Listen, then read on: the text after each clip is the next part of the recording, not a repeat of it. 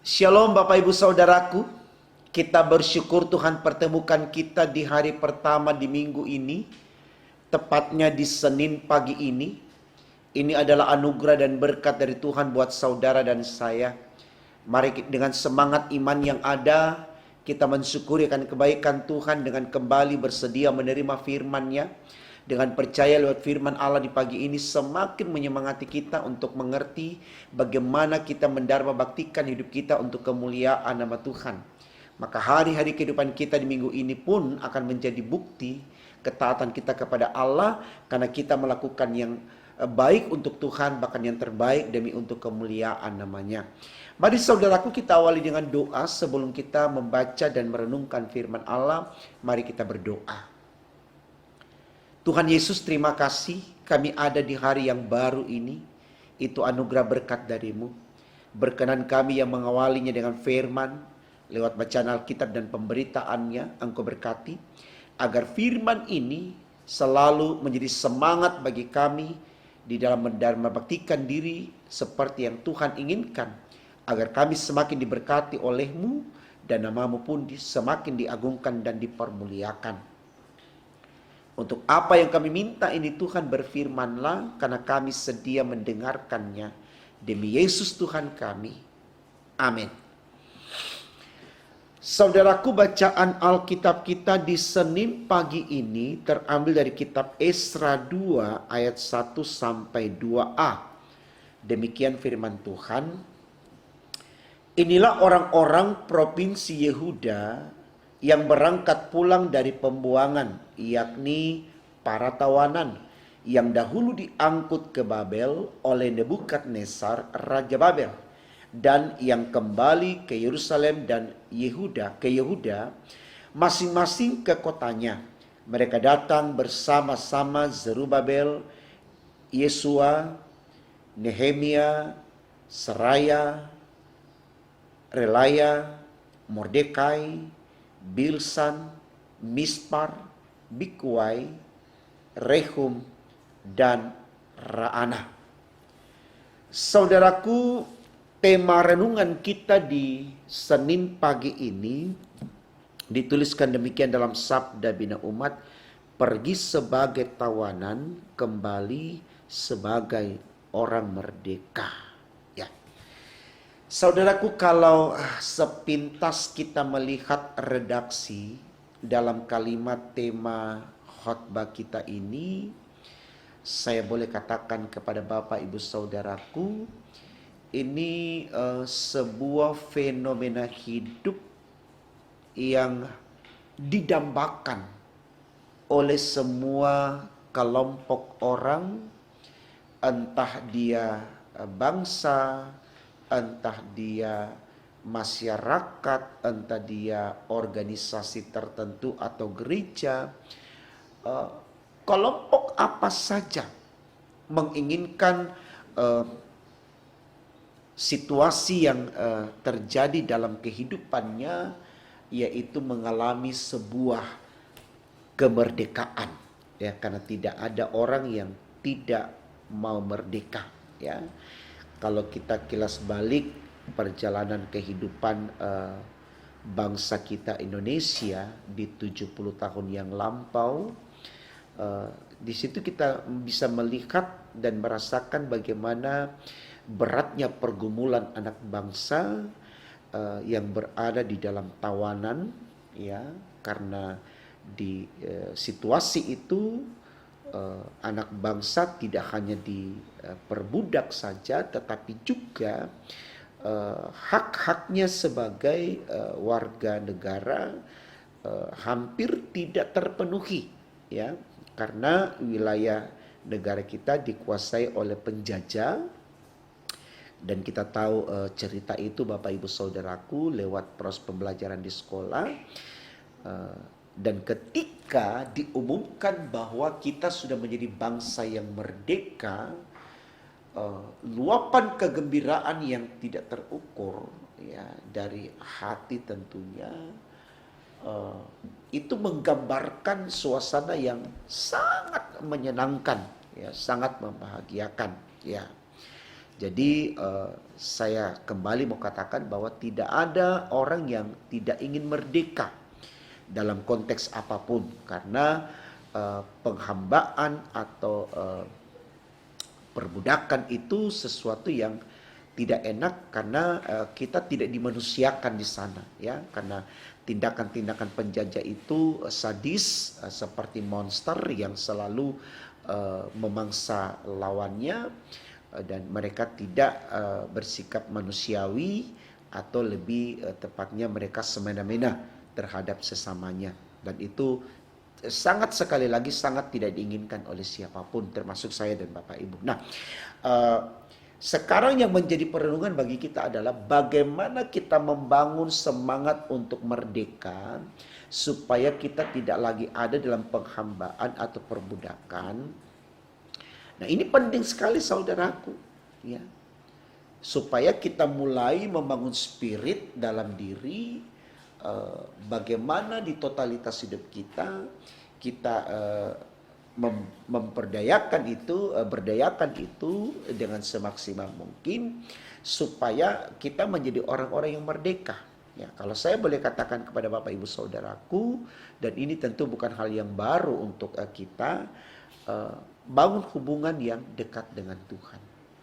Ini pesan yang paling kuat untuk bisa kita mengalami kemerdekaan. Tentu di dalam Tuhan, di dalam Kristus, ya, seperti Paulus katakan dalam Filipi 1 ayat 21, selalu saya sampaikan juga kepada Bapak Ibu. Di sana Paulus berkata, hidupku adalah Kristus, maka matiku adalah keuntungan. Keuntungan itu identik dengan kemerdekaan, kebahagiaan. Ya, jadi ini yang harus kita bangun, Bapak Ibu Saudaraku. Kalau kita mau merdeka, jangan kita tolak ini. Berjalan bersama dengan Kristus dalam situasi apapun. Kalau ditanya kenapa dengan Kristus, ya jawabannya karena hanya Kristus yang bisa memerdekakan kita dari perbudakan dunia yang penuh dengan kenistaan ini.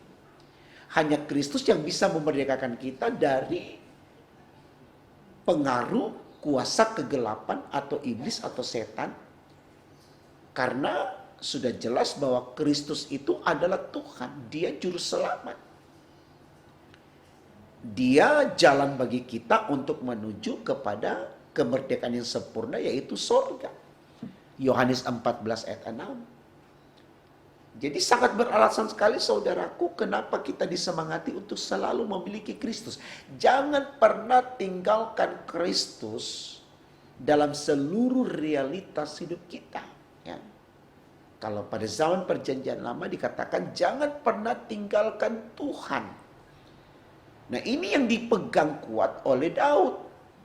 Ketika dia berhadapan dengan Goliat yang akan mengalahkan dia, yang membuat dia menjadi orang yang terhukum, katakan demikian, karena ketika dia kalah dari Goliat, otomatis Daud akan mengalami hal-hal yang tidak menyenangkan, bahkan mungkin dia akan mati dalam derita yang tiada taranya, ya. Tapi dia katakan, saya melakukan peperangan dengan Goliat, katakan begitu, saya maju melawan Goliat atas nama Tuhan. Artinya Tuhanku yang akan menolong aku. Sehingga aku tidak akan diperbudak oleh orang Filistin yang sombong ini, walaupun dia besar dan dia kuat. Dan terbukti saudaraku, pengandalan Daud akan Allah mengalahkan Goliat yang sombong. Sehingga di situ kita bisa melihat bagaimana kemudian Daud memiliki kasih karunia Allah karena dia mengandalkan Tuhan. Jadi jangan pernah tinggalkan Tuhan saudaraku, ya. Kita lihat juga seperti misalkan Daniel, ya. Walaupun dalam kerajaan Nebukadnezar, ya, dia mengalami satu tekanan, ya. Dia imannya harus ditarik dan disesuaikan dengan iman Nebukadnezar di kerajaan di mana dia berada, ya, supaya dia aman nyaman, tidak mengalami penekanan dan tekanan-tekanan dan penganiayaan dan seterusnya. Tapi Daniel tidak mau berubah dengan imannya. Dia tetap fokus kepada Allah dan akhirnya dia mendapatkan sesuatu yang istimewa justru gitu. Jadi Tidak ada yang salah saudaraku ketika kita bergol akar dengan Tuhan. Tidak ada yang salah. Ya. Pengalaman Abednego dan teman-temannya Sadrak Mesak juga menjadi satu pembelajaran luar biasa untuk kita bahwa pengandalan akan Tuhan itu akan memerdekakan kita. Ya. Karena anak-anak Tuhan artinya orang yang sudah ditetapkan oleh Tuhan untuk dia cintai. Tuhan tidak akan biarkan dia selalu ada di tempat yang membuat dia menderita. Kita ambil contoh orang-orang Israel di Mesir. Tuhan tidak memilih Israel untuk ada di Mesir, di perbudakan. Sehingga lewat kekuatan Musa yang dalam akal manusia tidak mungkin melawan Firaun. Tapi Tuhan bisa mengeluarkan mereka dari perbudakan di Mesir, ya. Dan pada akhirnya lewat proses iman yang terjadi, ya, antara Israel dengan Allah, ya, mereka tiba di tanah Kanaan, terbebas dari perbudakan di Mesir. Persoalan kemudian dalam perjalanan ada banyak yang kembali memberontak dengan Allah. Itu bukan persoalan yang mau dilihat di sini adalah bahwa Allah itu kalau berjanji akan menyelamatkan anak-anaknya, itu akan menjadi kenyataan dengan catatan anak-anaknya harus setia dengan dia, mengandalkan dia, gitu loh. Ada banyak generasi yang dibawa keluar dari Mesir tidak sampai ke tanah perjanjian karena dia membelokkan imannya dari menyembah Tuhan kepada berhala. Tuhan tidak mau. Jadi kalau Bapak Ibu mau betul-betul mengalami janji Allah memperoleh keselamatan, setia kepada dia, jangan mengingkari dia, gitu loh.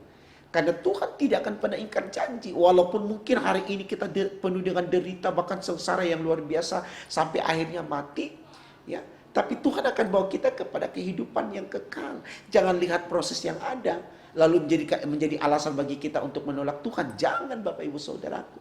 Derita apapun yang kita hadapi, jalani dengan iman. Jalani dengan iman. Jangan tolak. Jangan tolak Tuhan. Nah, ini yang diajar, yang mau dikatakan di dalam bacaan kita, ya, bahwa orang-orang Israel itu tidak ditempatkan oleh Allah di Babel, di pembuangan di Babel, tapi akan dibawa kepada ke Yehuda, Yerusalem, tempat di mana asal mereka. Ini luar biasa, saudaraku. Lewat suara seorang Koresi, ya, mereka diperintahkan untuk kembali ke Yerusalem, mengalami kemerdekaan, kembali ke tanah leluhur yang tempat di mana mereka dibawa keluar dari sana untuk diperbudak. Sekarang mereka dikembalikan dengan cara Tuhan. Nah, pertanyaan sekarang, apakah proses mereka dikembalikan, orang-orang Israel ini tekun kembali kepada Tuhan? Mari kita jawab, saudaraku. Ya, artinya begini, jangan sampai kita juga yang merasa saat ini sudah dijanjikan keselamatan yang kekal. Wah, kita begitu bangga.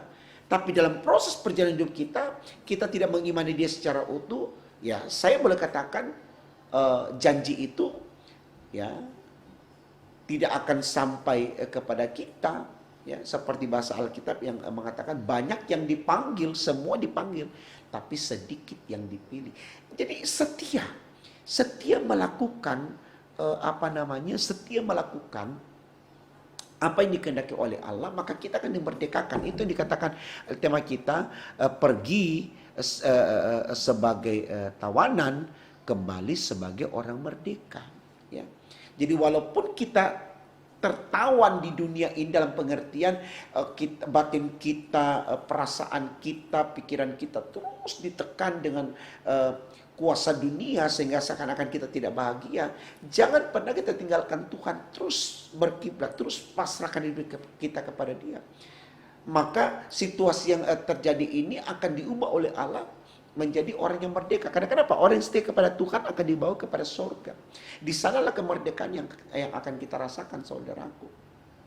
Ya, jadi seperti anak muda bilang, jangan lebay menghadapi situasi hidup yang menindih, seakan-akan kita tidak akan bahagia lagi. Tidak.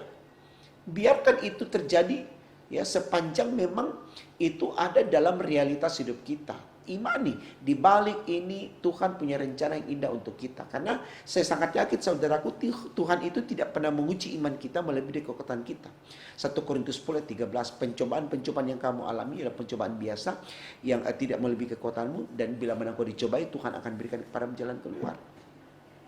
Jadi kita harus kuat dengan iman menghadapi situasi corona, menghadapi peristiwa alam yang luar biasa, menghadapi kebijakan-kebijakan pemerintah yang seakan-akan menghalangi kita untuk berekspresi dalam hidup ini, ya, kan ada banyaknya larangan, ya, physical distancing, social distancing, dan lain sebagainya, memakai masker dan seterusnya. Ya. Jangan kita lihat itu dengan duka, kita jalani dengan syukur, dengan iman. Kita yakin itu akan menjadi berkat untuk kita. Ya, jadi tidak ada yang mustahil dalam Tuhan, Bapak Ibu Saudaraku. Kuatkan iman kita. Itulah sumber merdekanya kita. Seperti yang saya katakan di awal tadi, yang diimani Paulus, ketika imannya dalam Kristus, maka matinya adalah keuntungan.